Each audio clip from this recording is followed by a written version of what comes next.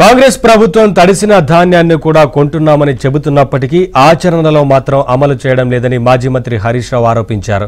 ఎన్నికల ముందు వరి ధాన్యానికి 500 రూపాయల బోనస్ ఇస్తామని చెప్పి అధికారంలోకి రాగానే కాంగ్రెస్ మాట మార్చిందన్నారు.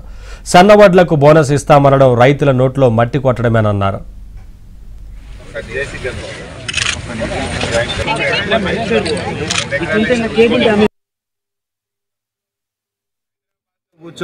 అంటే ఈ ప్రభుత్వం హైదరాబాద్ లో కూర్చొని మాటలు మాత్రం కోటలు దాటుతున్నాయి.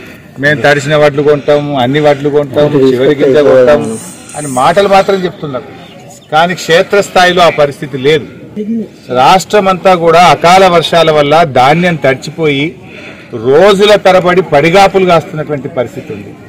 ఇప్పటికైనా ప్రభుత్వం తడిచిన వడ్లను కూడా కొని రైతులకు ఇబ్బంది కాకుండా చూడాలని చెప్పి బీఆర్ఎస్ పార్టీ పక్షాన్ని డిమాండ్ చేస్తా ఉన్నాం.